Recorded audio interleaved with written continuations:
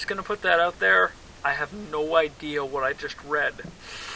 I'm so confused. Okay, so, like, this is what I was listening and watching to when whoever I remember the review from is they made it so that because they're taking away stance, like everything is in unison. Everything works together to make it so that you can use your abilities to your bestest. So you can use it skillfully, tactically, whatever, like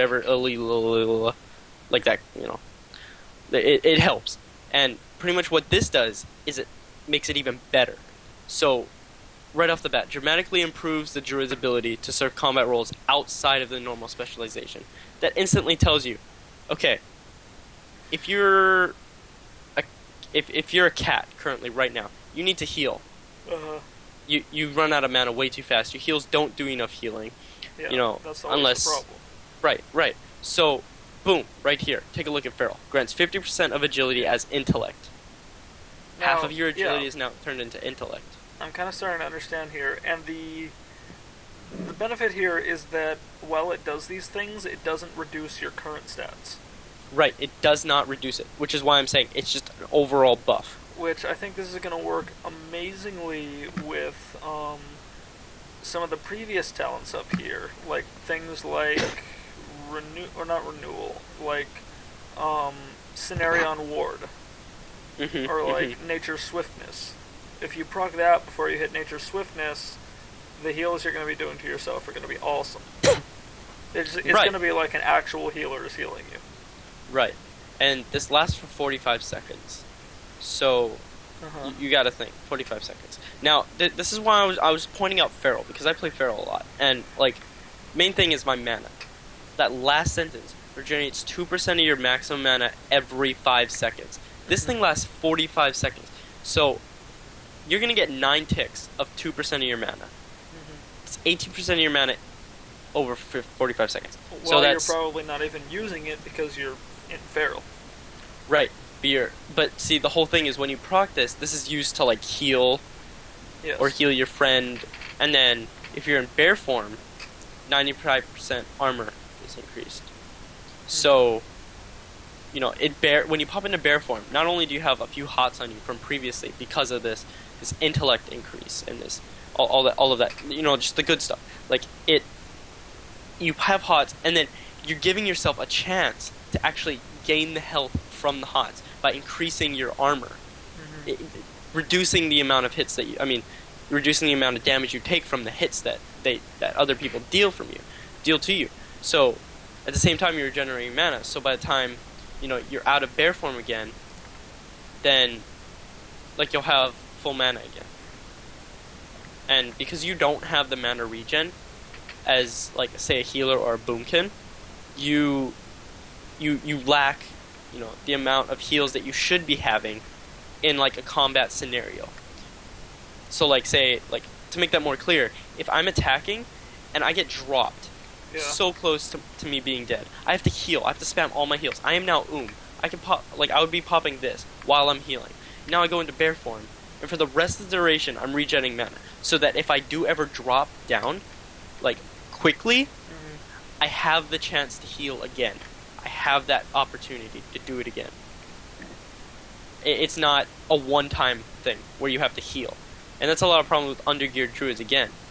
Like, this works really good with other people. Like, I'm thinking this is really just a PvP talent. I mean, like... Yeah, it is. No, it is. It's really based on multi-rolling, where, like, you want to take advantage of your entire class's arsenal, when druids typically aren't very good at doing that. And...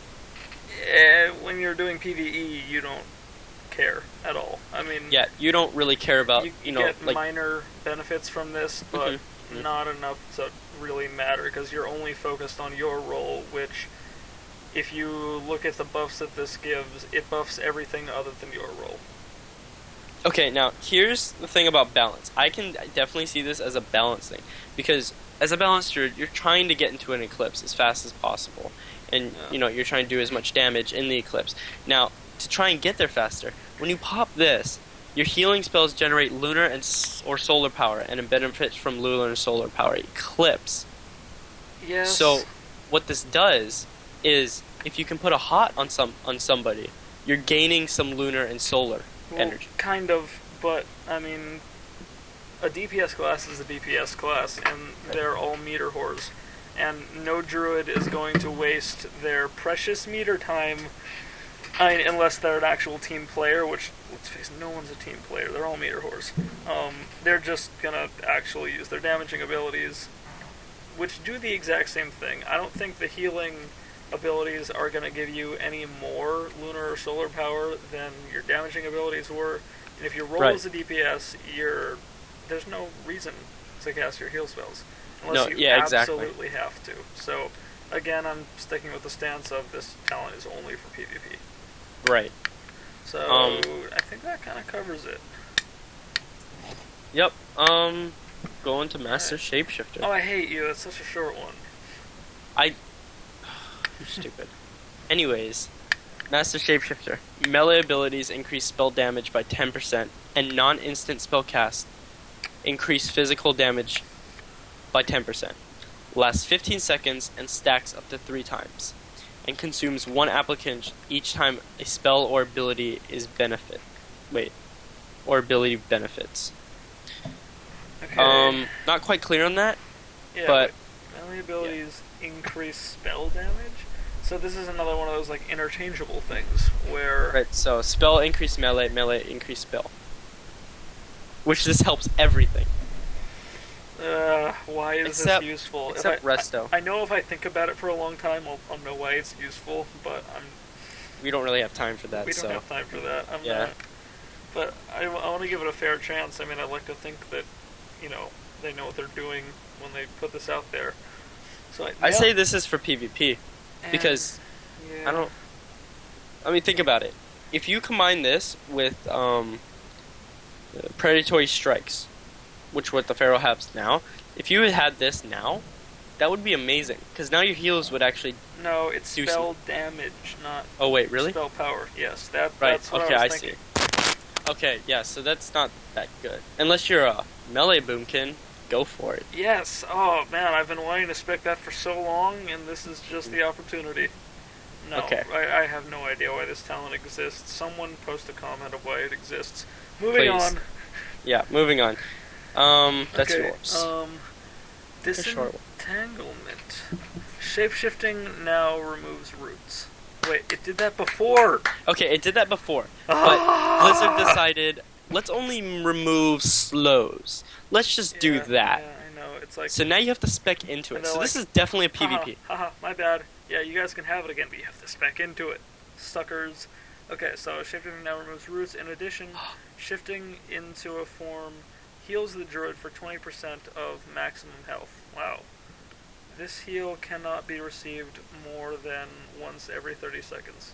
Wait, does it say something about me that I already, before I read the last sentence of that thing, my brain was already thinking about how I could abuse it in mass spamming shapeshifting? Right. Same. My brain just went right to that, and then I read the next sentence, and I was like, oh, okay. Right. But that's still awesome. I mean, yeah, this is definitely powered in PvP. A lot of these are all powered in PvP, I've noticed. Well, I'm sure that people are going to come up with add-ons that track that, so you can just do it on cooldown, where you're just constantly regaining that health. 20% of your maximum health. Yeah. Not base health, maximum health. Again, good for tanking, but you're not really wanting to shift out of bear form. Wait, but that confuses me. Yeah. Are you getting 20% of the maximum health of the form you're shifting into or shifting out of? Ooh. Shifting into. Okay. Shifting into a form heals the druid. So if you shift out, it doesn't heal you. If you shift in, yes. Yeah, but are you getting the 20% of the health? No, it's the one incoming. It's the newest one.